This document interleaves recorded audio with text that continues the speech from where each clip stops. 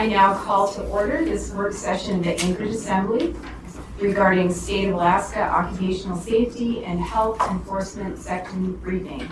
It is Thursday, March 2, 2023. We are scheduled from 12:45 until 1:45 p.m.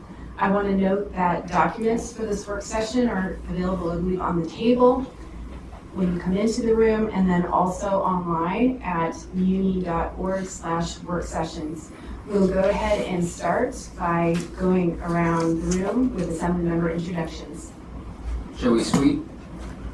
Pete Peterson. Daniel Vold. Felix Rivera. Austin Quinn-Davidson. Suzanne LaFrance and Chris Constant will be joining shortly, and Mr. Cross, Kevin Cross, is excused. We don't have any assembly members on the phone. Okay. We are also joined by several members of the administration. If you go ahead and state your names as well, starting with Mr. Colhase. Good afternoon, Ken Colhase. Sean Halloran from the Department of Law. Colby Hickle, Deputy Municipal Manager. Kelly Carruthers, Director of Health and Safety. Dean Gates, City Council.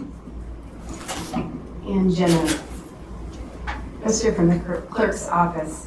Welcome, everyone. Thank you for joining us today. Thank you to the members of the administration who are here. I want to just start off with providing some context. Last Friday, February 24, a letter was sent to the mayor and assembly members from the State of Alaska Department of Labor and Workforce Development Labor Standards and Safety Division regarding 2021 inspections and a settlement agreement. And the first 3 pages of this letter are printed out and available here in the meeting and also online. This was sent via email. The sender was Zentu, and the email contained a link to the letter, which is posted on the work session webpage. But I'm noting this because I think some members may not have noticed that this came through their email on Friday because of the unusual sender name. Last year, the administration worked with Alaska Occupational Safety and Health to negotiate fines of $628,000 down to $92,000, and this was contingent on the municipality's actions to remedy the situation. The former municipal manager had given the vice chair and I a briefing, a high-level briefing on this situation, and also had given a heads up that there would be a budget item coming to the assembly regarding a safety consultant. And she spoke at the time at one of the assembly work sessions on the budget. And also in this letter, it has asserted that the municipalities not only failed to obtain the third-party safety evaluation, that is the budgeted item, but also failed to abate 26 citations, and then provides formal notice if the outstanding items aren't satisfied within 30 days, and one or both of 2 actions would occur. The agreement that reduced the penalty amount down from $628,000 to $92,000 may be rescinded, and a penalty of up to $14,502 per citation per day for 30 days may be assessed. And again, when this was raised to assembly leadership last fall and addressed in that budget work session, it was my understanding that when the contract for the consultant would come before the body, the assembly would be briefed on the OSHA compliance situation, and we would have a fuller discussion. And I mention that because I was a little bit taken aback when AM 109-2023 for a contract to Beacon Occupational Health and Safety Services, Inc. came before the assembly at a special meeting of February 14, 2023, because it was only for not to exceed $14,000, and the expectation is there was going to be something much greater, and that there would be an opportunity for briefing on the situation. So just so members know, after that meeting, I followed up with the municipal manager and the deputy municipal manager to request a briefing, and then we all received the letter on Friday, which I think was rather unexpected. And while the administration has requested an executive session to fully brief the assembly, there are important parts of this conversation that can and should be conducted publicly before we go into any executive session, as this is a matter of significant public concern. So the Vice Chair and I wanted to hold this initial meeting with, again, the intent to schedule a special meeting with an executive session, hopefully next week.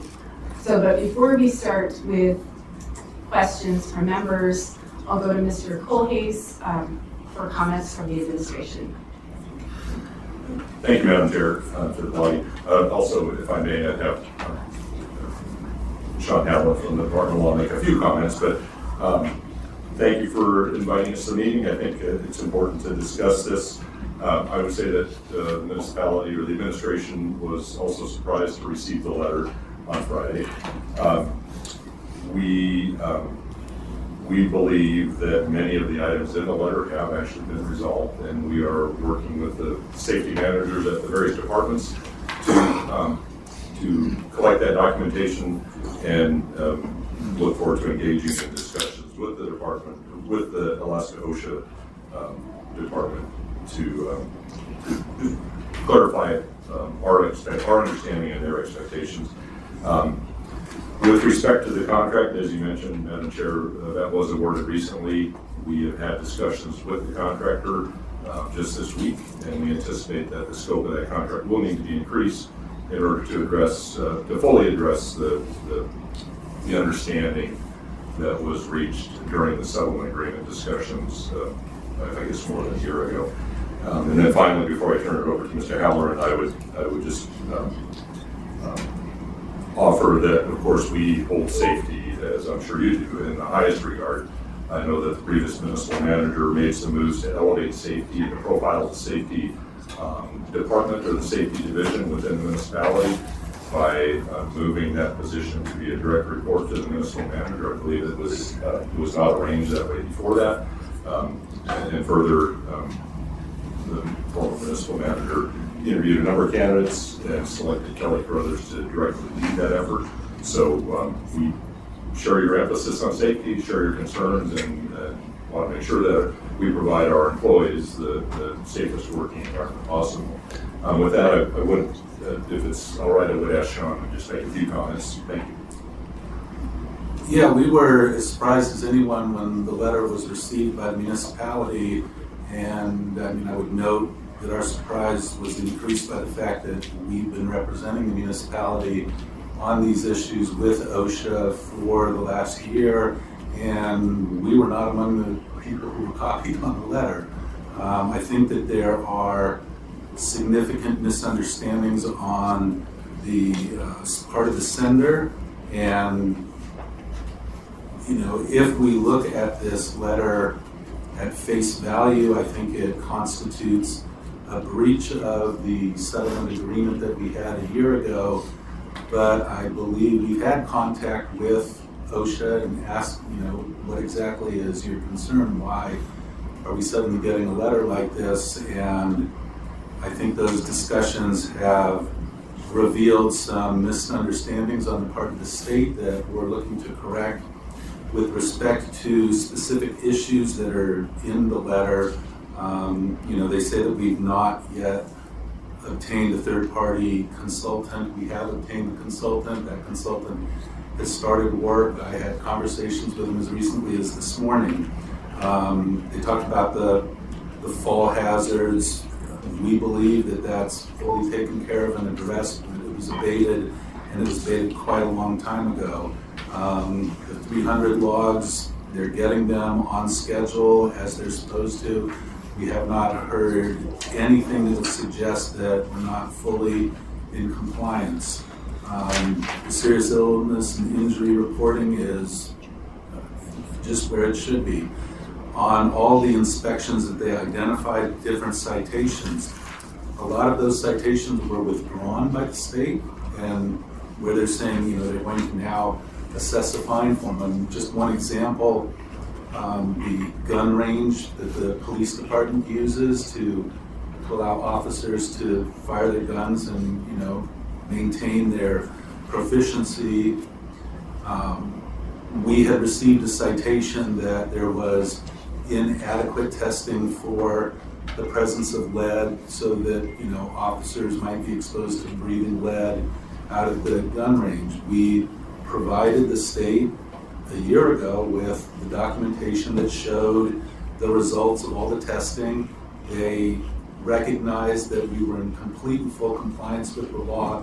They withdrew that citation, and yet here they're saying, oh, we want to re-implement the fine for that citation because we haven't abated the failure to do the testing. But, I mean, I think there's serious misunderstandings on the part of the sender of this letter as to some of the facts that underlie this, and I think that they have some misunderstandings as to what exactly the municipality is doing at this point to ensure that it is in compliance and will remain in compliance with all appropriate safety standards.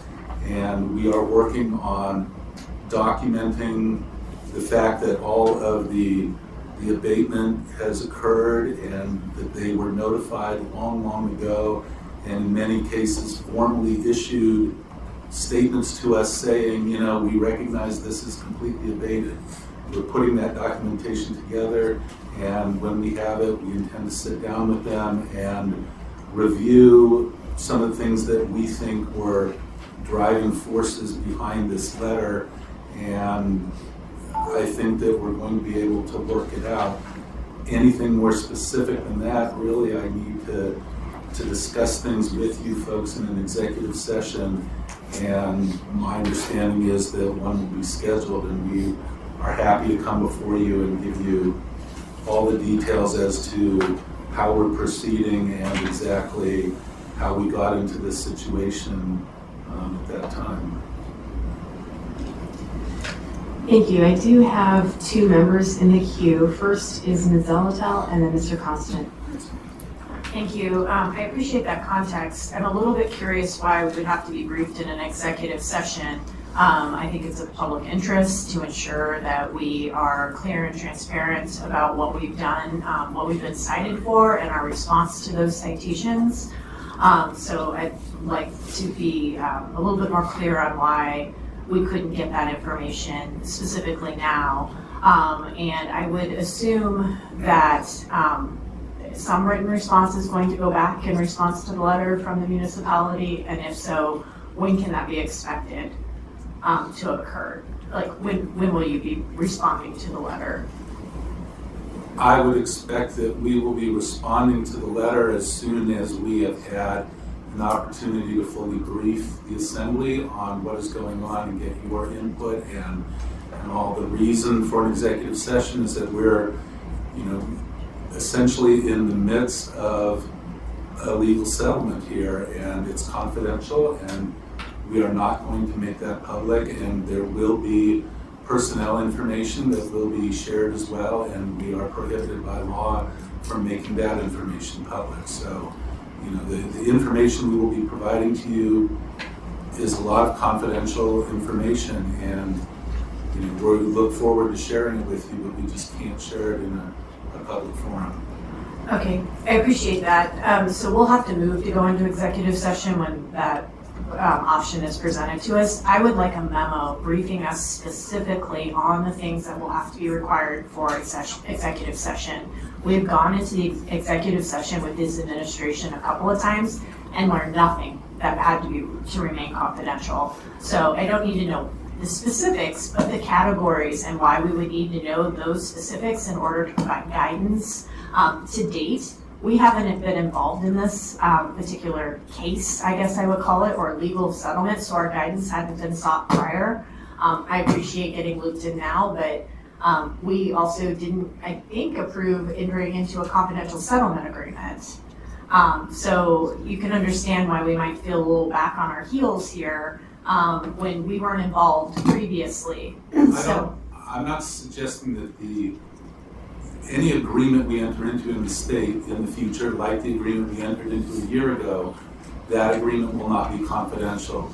But the strategy of getting to that agreement, the process of how we're going to do it, and what we're going to be doing in order to achieve a proper resolution of this issue, that strategy is all confidential and it involves things that we just can't discuss in public. Okay, well, I'll look forward to a memo, hopefully, to get us ready to go and debate that motion about whether or not we go into executive session. And if the settlement agreement is not confidential, would hope that it's being shared with members. Thank you. Thank you, Ms. Zolotel, Mr. Constant, and then Mr. Boland. Thank you. Sean, you referenced a consultant that you've been working with. Who's the consultant? He's contracted through Beacon He's contracted through Beacon Occupational, Tony Bernard. And when was that contract inked? Last week, like probably pretty close to Friday. So the state wouldn't have any knowledge of us having that consultant. The state has been given monthly status reports, and the state was advised when that contract was coming before the assembly, and that the contractor would be starting work immediately upon, the assembly approval of the contract. Gotcha. So it's a very new development that we've had this contractor. Thank you. That was the kind of, I need to understand if there's someone else. Thanks. Thank you, Mr. Constant. Mr. Boland? Thank you, Madam Chair. That does strike me as curious timing. Was there a sort of a time frame that you were supposed to obtain a third-party health and safety professional consultant? And, because this original letter is from February 28th, 2022, and now the one that we just received, February 24th, 2023, so almost a year apart. Did you miss out on some requested timing on that? At the time we entered into the settlement, we were very clear with the state that, we can't just agree at that time, we'll get a contractor and we'll do this, that we were going to need assembly approval for a contract, we were going to need an appropriation to pay for a contract, we were going to need various steps along the way, and the state was very clear in telling us that as long as we sent them status reports and they could see that we were making progress, everything was going to be fine. There were no particular deadlines, and the state has been receiving status reports every month for the last year as to the progress that has been made toward getting a contractor. And prior to that, you may recall that the person who had been running the municipality safety program stopped being a municipal employee, and so there were status reports on filling that position and dealing with some of the other issues that were sort of a prerequisite to getting a contractor on board. But ultimately, in answer to your question, there is no deadline, and we've just been working in good faith with staff at Alaska OSHA. Thank you. I do recall that, what you mentioned, that we lost that person. It just seems to me that, in this original letter dated February 28th, 2022, that we were determined, it was determined that the latest violations necessitate classification under the severe violator enforcement program. That you would wait a year to request those appropriations from the assembly to meet that ask from the state of obtaining that consultant. I also just want to briefly, if it's okay, Madam Chair, kind of echo back to what Member Zolotel was speaking about regarding executive session. I think some assembly members share a skepticism of entering into executive session because we discuss things that are not, it shouldn't be confidential. And so definitely would second the request about the memo of what those things would be, those topics that could be considered confidential. But it's also been said after the record, well, in order to uphold our part of the good faith of entering into executive session, in that we would protect certain information after the fact. And I would just give the administration my perspective that if what is discussed is confidential, great. If it's not, don't have the expectation that we're not going to vote to release the tapes. Let's make sure that we're not abusing executive session by using it as a method to discuss things that we don't want the public to find out about, even though those things should not be confidential. Thank you. Go ahead, Mr. Colhase. Thank you, Madam Chair, to Member Volan. I think with respect to your questions about the timing of the contract and the notification in February of last year and the fact that the contract was just awarded recently, I think some of the explanations for that sequence of events are things that we would discuss in executive session. Okay, and I guess let us know if you need more support, if we need to make appropriations to be more compliant. I think that the Assembly would support that. Absolutely, thank you very much. Thank you. Go ahead, Mr. Constant, and then I put myself in the queue. Yeah, thanks. I hope members of the public are hearing the skepticism of which members are considering even walking into an executive session with the administration, because we don't want to be carriers of secrets that should be public. And we know there are things that should be public that we are now having to litigate to provide to the public. And all they have to do is say one personnel matter in a 2-hour meeting, and then everything in that meeting is subject to the same rules. And so, practically speaking, we are a learning system. It's a trap. And so that's the fear that we have now, is that we're going to be cornered and put as keepers of secrets that shouldn't be kept. And so what I think is essential, and we've had some discussions about this, like this meeting, figuring out a very clear and concise way to communicate those things that need to be and should be public, so that we are confident these are the public things, and they are, and then those things that remain, we get in there and they in fact are those things and not everything else. So that way we have some protection for the public and our own reputations, because that's the fear that you're hearing now because of our experience. Thank you, Mr. Constant. I went ahead and put myself in the queue, and I want to say, one, that I agree, we want to use executive session sparingly, and whatever can be discussed publicly is in the public interest. And so I know that other members, as already stated, share that goal. This is a very alarming situation. I hope that goes without saying. There is potentially a very hefty fine. I appreciate the optimism that some of it may be addressed through further conversation with the state, and I hope that's the case, because we are talking about just with, if the maximum would be assessed, we'd be looking at that $628,000 original amount plus up to $14,500 maximum per day per citation. I understand from this letter there are 26 citations that are listed, and while I recognize that obviously personnel information can't be shared, there's a list of citations here. Can we go through that list in the letter, and can you identify which ones you believe have already been addressed? It certainly would help. Every single citation we believe has been abated.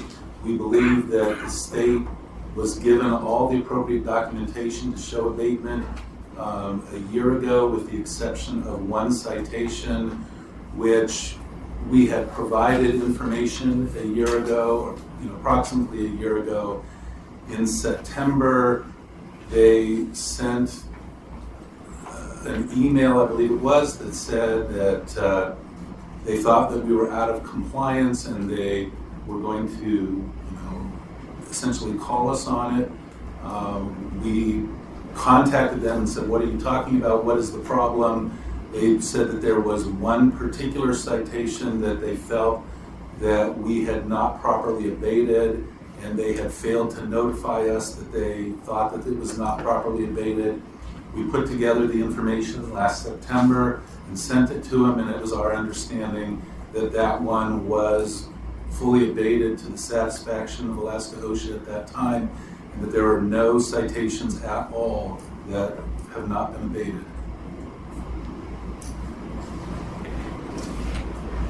Okay, thank you for that response. It's, I guess, a little bit curious to me, given the letter, and I'm trying to reconcile these vastly different perspectives, which obviously. We are as well. That's a big part of what we're doing right now. Okay, well, I guess I want to stress, I don't understand why we are still in this situation. I mean, as Member Boland pointed out in the letter, it's posted as well, the original letter from the former municipal manager going back to a year ago, and then awareness of work being done. It's my perception that the municipality still has some work to do in terms of fully enacting a health and safety program.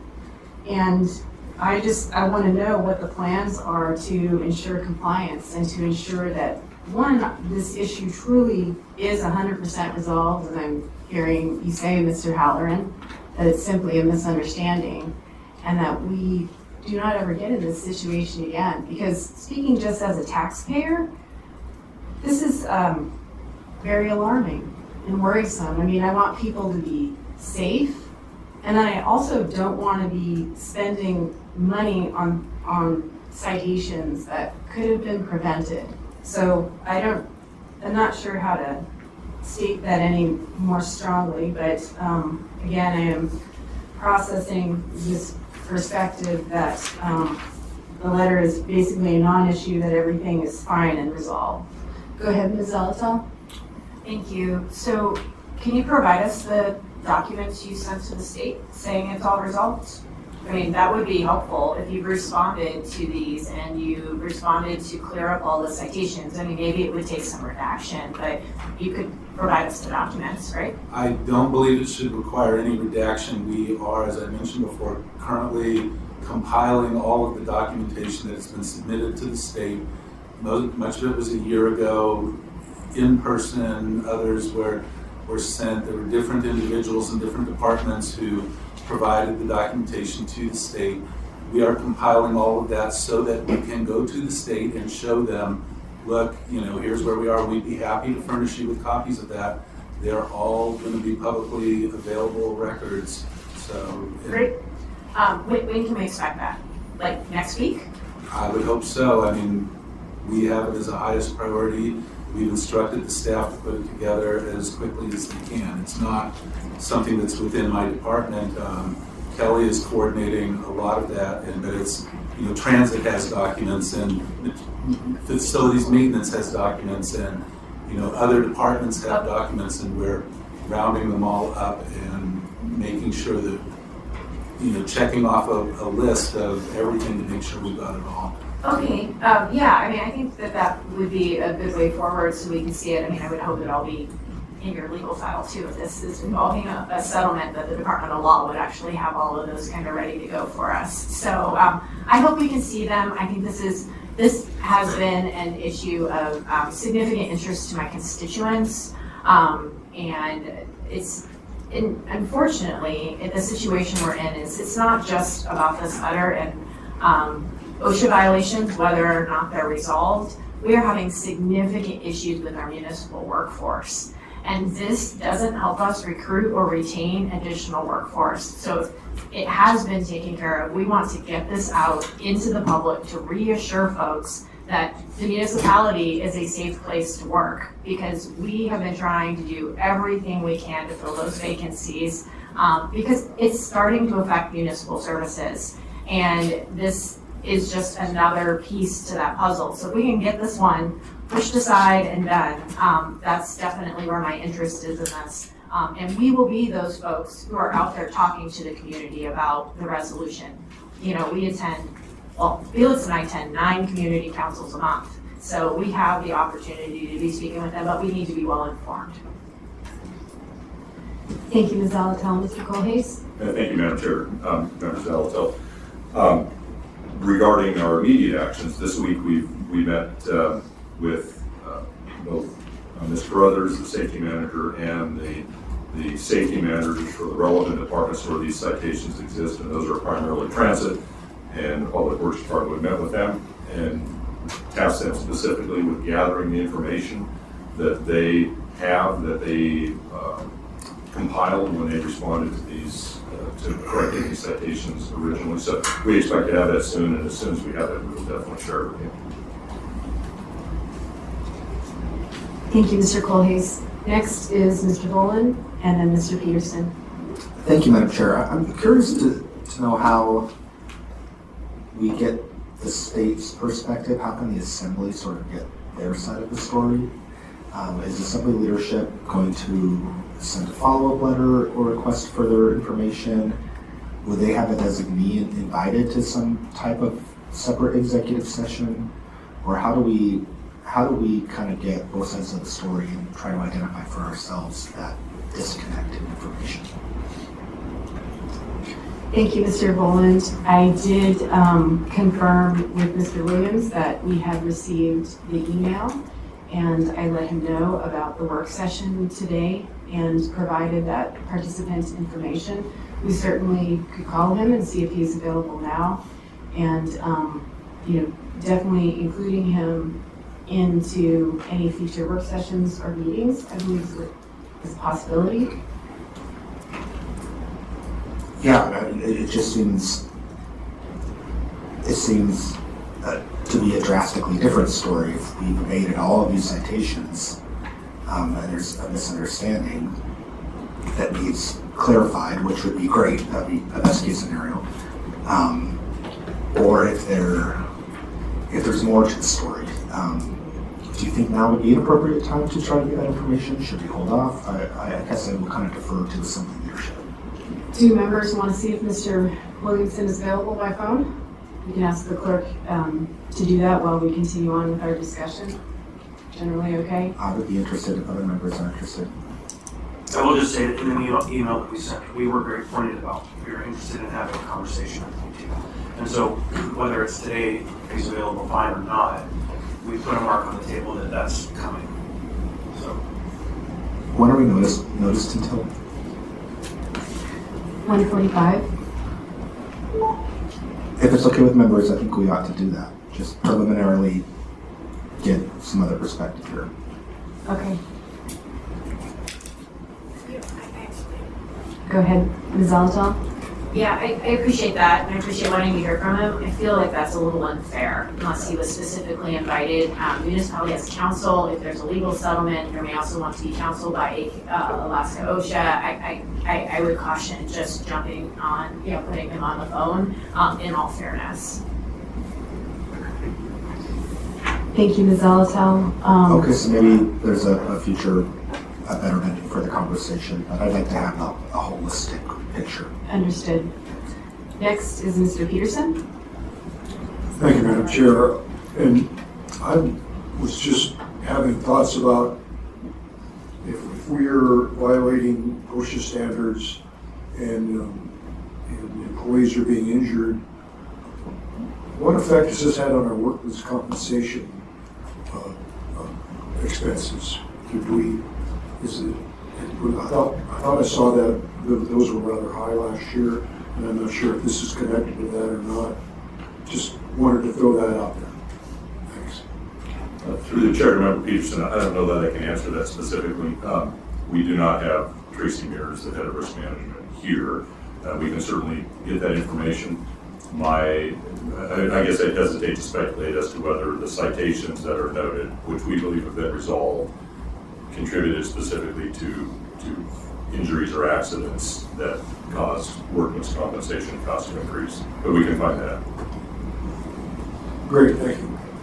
Thank you, Mr. Peterson. Thank you, Mr. Colhase. I had some questions just about the contract with the consultant, and I appreciate that the contract was triggered last Friday or started last Friday, and that it may also have an increased scope. And so one question I have is, will that increased scope, which I imagine could be rather significant, I mean, I would think something like this would take at least a month, maybe more, would be perhaps hundreds of $1,000s or $100,000, something like that, I don't know. And so I'm wondering, will this trigger another RFP process? And then who is involved in that RFP process, or how did that go? We want to make sure we have the right people. I hope Ms. Carruthers was involved in that process. I would think her expertise and Ms. Hickel as well has been involved. So will it trigger another RFP process? And who was involved in the last one and who would be involved in this one? Excuse me, through the chair or to the chair. Your Madam Chair. microphone, there you go. Thank you. Madam Chair,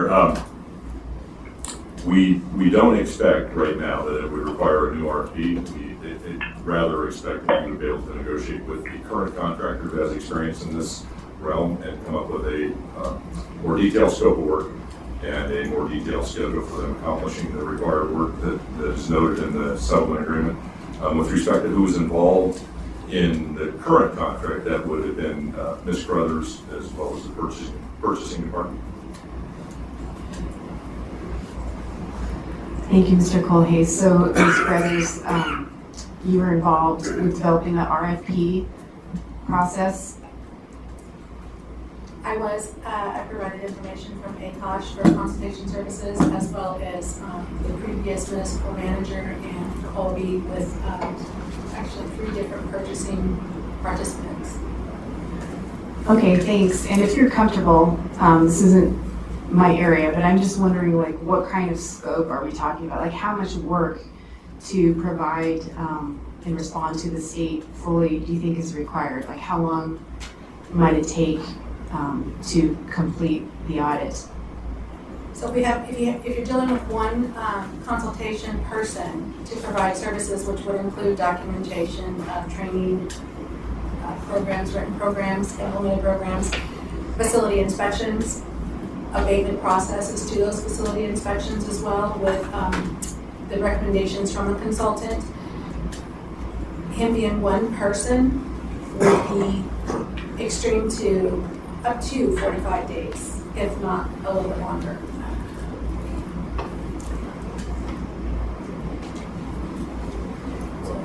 Any idea on the cost? Cost depends on the person and or who you're working with. It could go anywhere from, for consultation services, depending on exactly how deep they go into the service, you could go anywhere from $15,000 all the way up to $65,000, $70,000. I've had conversations with. Go ahead, Mr. Halloran. Sorry. I've had conversations with the contractor, and the contractor has indicated to me that completing thoroughly the scope of work that we ultimately have envisioned for him to perform will likely be an amount less than $80,000, and he will have more specific information on that amount. He estimates now that it could be as little as $60, but it may be less than that. We don't really know.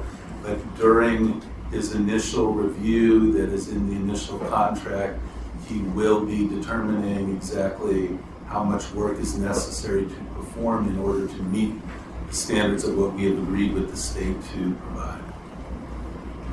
Okay, thanks, that's helpful. And I just want to stress too that as in the past, I believe my colleagues are amenable to supporting whatever is needed to ensure that we have an adequate contract, and please don't hesitate if something needs to be expedited, because this is so very important. So I just want to stress, we are here to help. I understand it took a while to get through that process, but whatever we can do to help move it forward. Go ahead. Thank you, Madam Chair. Appreciate that. We may well look to the body for resources. Also, I think that I would say openly that the contract has benefits to the municipality, irrespective of the settlement agreement and other issues. If we bring on a third-party consultant who can take an independent look at our programs, our compliance, our training programs and things like that, I think we only benefit from that. So, thank you. Thank you, Mr. Colhase. I saw a hand over here. Was that you? Go ahead, Mr. Constant. Yeah, so I'm going to lift up the aperture a little bit. And this is probably a question for Dean, because I think if you added everybody's service in their current positions together, Dean would probably outlast all of you who've been here longer. Dean, I am curious what triggers notification of assembly when we have patterns of violations. because we did hear from, we heard from Ms. Navosky in a pretty formal meeting in which we were asked to keep this quiet, they're gonna be working on it, they'll get with us soon, and then everything changed, so the notifications never came to the body. I'm wondering broadly, how does the Assembly ensure we're in tune with these issues as they emerge? Because this has been ongoing for a long time, and I imagine most members feel blindsided. And it just raises the question, what else is out there that we don't know that's happening separate from OSHA or other things? So Dean, in the code, is there any notification or should there be?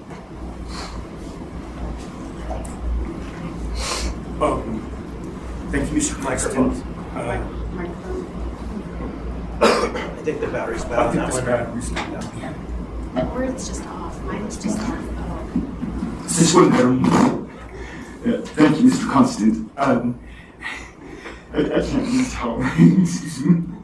That is an excellent question, and I think that there are some notification requirements to sometimes depends on specific subject matter area and hear about workplace safety violations in OSHA. In my experience, I have not really studied or addressed that specific area, so I can't really say from experience. I went to look, and I guess the second part of our question, should there be, and that is a great policy question. For the first part, I think I'll have to get back to you. Thank you, the question is enough. Do members have any other questions or requests for information beyond what has already been requested? Go ahead, Ms. Zalatal. I'm really confused, and I don't want to walk away from this work session confused. We did a $14,000 appropriation for the third-party consultant, is that right? That's correct, yes. Okay, but we just heard it's likely to be a lot more. I guess I'm really confused why we only approved $14,000, and I heard from you, Mr. Colhase, that this could have actually a lot more benefits, so it feels like we really lowballed it. Which means we then have to go through this process like a few more times. So it feels like we've set the wrong tenor in response to something like this, that we're not as serious as maybe we should be, like that we have got given contract capacity to do whatever it takes to get this taken care of. So if there's some rationale for the $14,000, that would maybe be helpful to know. And it really didn't, when we approved that item, we didn't have this context. So I'm feeling a little blindsided. And actually, Mr. Gates wanted to add something, and then I'll go to Mr. Colhase. Thank you. I just wanted to speak to what Ms. Salato said for a little clarification. I believe that we didn't do a specific appropriation for $14,000. Appropriations in contracts are different things, right? So I believe that we only did an approval of a $14,000 contract to begin for by the body. And I guess I would mention, I think the only reason that we have done or have that opportunity to approve it is because the emergency ordinance for Cap 7 that lowered the threshold for approval of contracts. And I think that's exactly why, but if I'm mistaken, please correct me. Thank you, Mr. Gates. Mr. Colhase? Yes, thank you, Madam Chair. To members also, Mr. Gates is correct. I don't believe we came forward with an appropriation request. We just came forward with a contract. And I guess I'll just say frankly that, as members know, I've been in the manager's office for maybe 9 or 10 weeks now. I was not, the severity and the import of the settlement agreement was not on my radar until we got this letter from OSHA. So given that, I was not able to, I didn't do an effective job of reviewing the scope of the contract before we brought it forward to the Assembly for approval at the special meeting last week, so I'll take responsibility for that. I think, I understand how this will be received, but some of the discussion about the scope of that contract would be something we would talk about in an executive session with the body. I'm very frustrated, and I don't have much of a poker face today. So I get the difference between an appropriation and a contract, so sorry if I misused the terms, but it obviously had a fund cert, we approved a contract. I don't know why the amount of the contract would be, why we chose $14,000 would be subject to an executive session. Like, something informed that decision, and that should be something we should know on the public record. Sorry I didn't ask it when we possibly approved the contract, because I didn't know to ask it, because we didn't have all the information for what it was for. So I'm just really frustrated. It feels like we're chasing after information here and we can't get it because it's either it's executive session or it's just all been taken care of. We'll get you proof that it's been taken care of in the future. And I just don't trust it. I'll just be honest with you. I don't trust it. I feel like the other shoe is about to drop. This letter is serious. This letter has financial implications and has fines proposed. We are on a timetable, and I'm fired up about it because I'm worried, and frankly, you all are real calm about it, and that doesn't give me any solace that the situation is being handled. Thanks. If I could please, members out and the body, we do take this seriously. We were very concerned when we got the letter. The meetings we had this week with the safety manager, with the safety managers at the departments involved, have led us to believe, as Mr. Halloran said, that many, if not all, of these citations have been resolved. We do think that there's a serious effort needed to talk with Alaska OSHA and make sure that they have the same understanding and provide them any information that they either believe they have not received or that perhaps they've misplaced, whatever the case may be. We take this very seriously. The idea of a $600,000 fine or Cheryl Francis math with the $14,000 a day comes up far beyond that is very concerning to us. Potentially $1 million or so dollars. Anything else, Ms. Alato? Thank you, Mr. Colhase. Go ahead, Mr. Constant. So, I think I heard something just now that raises my concern, again, on the procurement process. So, Dean, you just said that the only reason we saw this was because of the emergency ordinance setting the level so low. And what I presume that means is that this would have been a solicitation for $50,000 or less that would just be gone forward. Maybe it could be 500,000. Would it fit the category 500,000?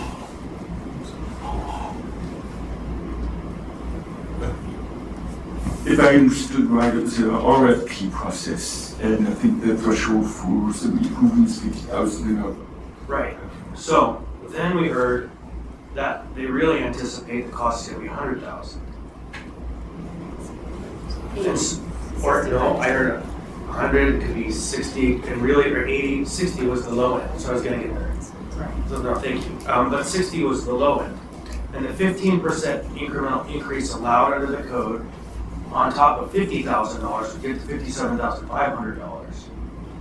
Nowhere near the bottom line of the question of the cost associated, anticipated, at least proposed to us.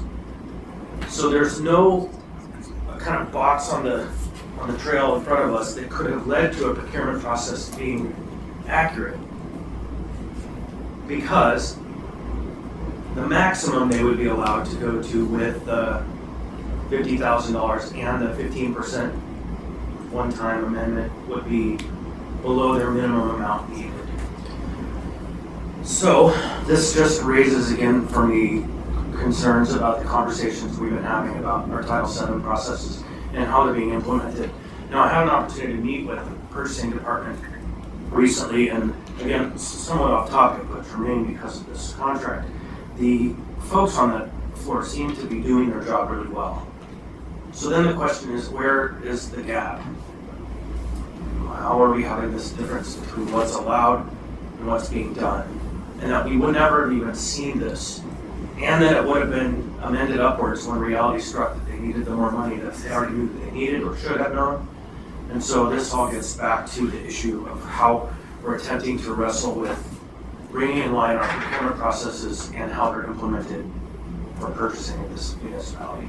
So I think that's what I just heard from that conversation that just happened, and it raises my concerns to a different area.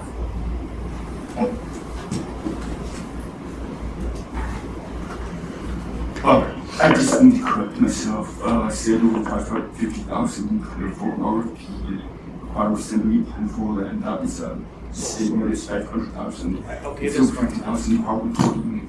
At 550,000, 500,000 is just reported. Making consent for applicants. So I can correct my statement though, using that framework as a factor. The document that was brought before us was $14,000 by RFP. And so the math is still the same, right? By RFP, when you issue that solicitation, you can do the amendment that's allowed in the deal. If not, there's 15% incremental increase allowed because of overspending. So it's still the same math, even though the process is slightly different. And they could have come forward with a proposal that met the fiscal need that they had in the back of their mind, or somewhere on paper. Or maybe that came up afterwards. I don't know. Can't really tell the process. But it doesn't allay my concern that they had a $500,000 limit, but brought us a $14,000 vehicle. Thank you, Mr. Constance. Any other questions from members? Comments from the administration? I do want to note that a letter was sent to the administration as well. It was sent to the mayor as well as the assembly. Mr. Halloran, I know you mentioned it wasn't sent to you all. I think probably you were referring to specifically the Department of Law or the municipal manager. Yes, the municipality is represented in front of OSHA regarding this settlement by the municipal attorney. And they know that they are to correspond with the municipal attorney on matters pertaining to this, and the municipal attorney was not copied on this letter. Go ahead, Chris. My read on that is that they started with the municipal manager, Amy Devosky. She's gone. We have a new municipal manager that they haven't met because there's been some form of radio silence. And then their attempt to reach the municipal attorney, there wasn't a municipal attorney that they had been dealing with. The assembly, in its own processes, has moved its focus up to the mayor. When we need a communication, when we get, you weren't supposed to send it to that person because they no longer work here. But the specific person that they were to send things to is me. And I have been here for a year, working on this matter with them for a year, and nothing came to me on this. Okay, thank you. You've been assigned to this since. Yes. Okay, thank you. That's helpful information. Thanks. Go ahead, Mr. Peterson. Thank you, Madam Chair. And, I just happened to notice, if you look at who signed these two letters that are approximately a year apart from the state, we had William Harmon, was the division director that signed the original letter dated February 28th, 2022. And now we have Tanya Keith that just signed the most recent letter, and she's listing herself as acting director. It seems like there may have been a lack of communications between the former director and the current acting director. Just throwing that out there as a possibility that things slip through the cracks between the changes in personnel.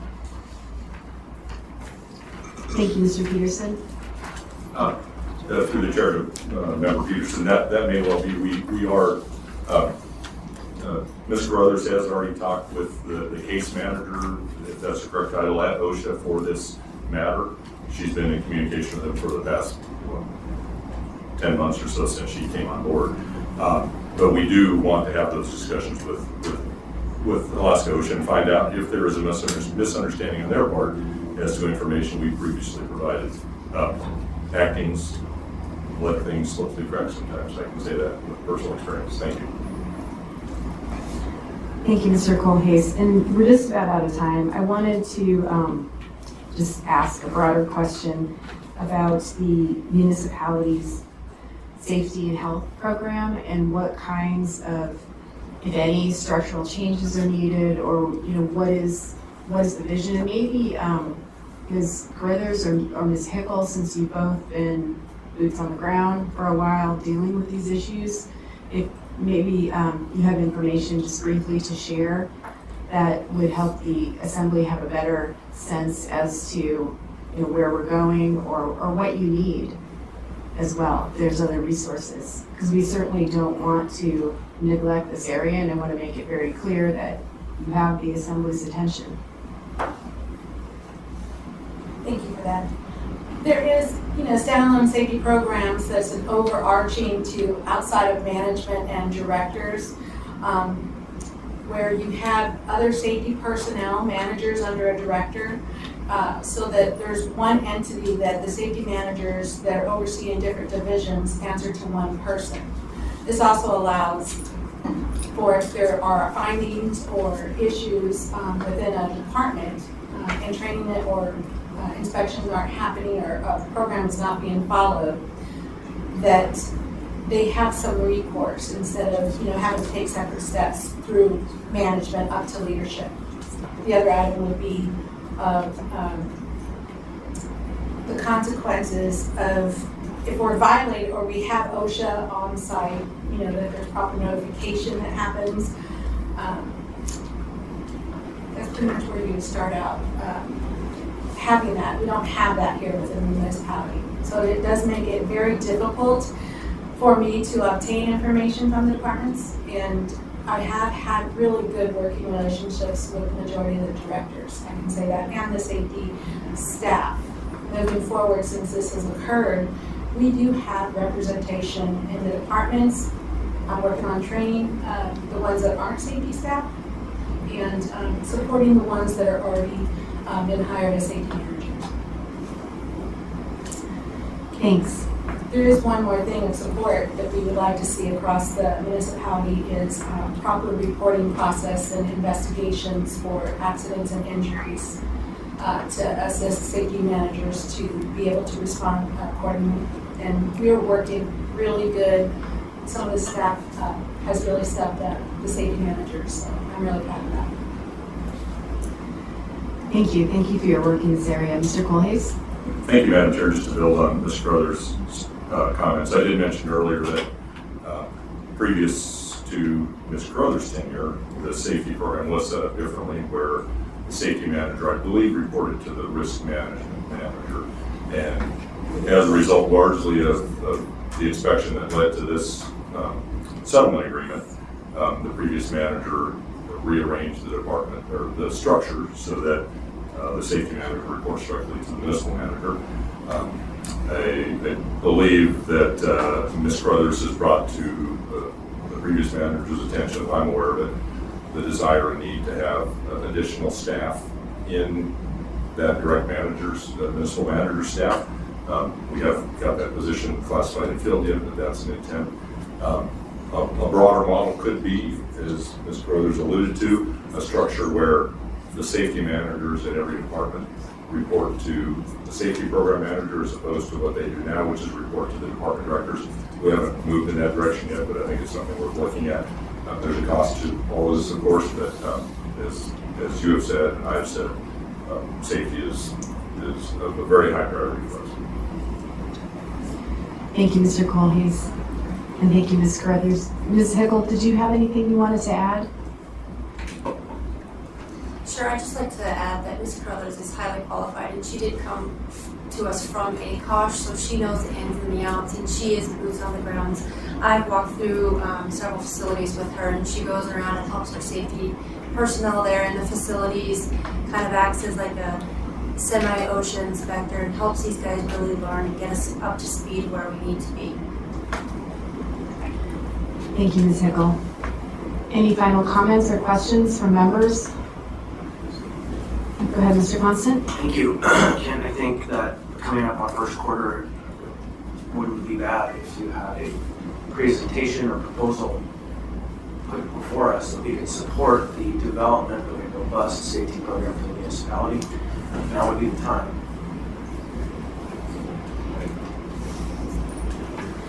Thank you, Mr. Constant, and Thank you all for being here today for this work session.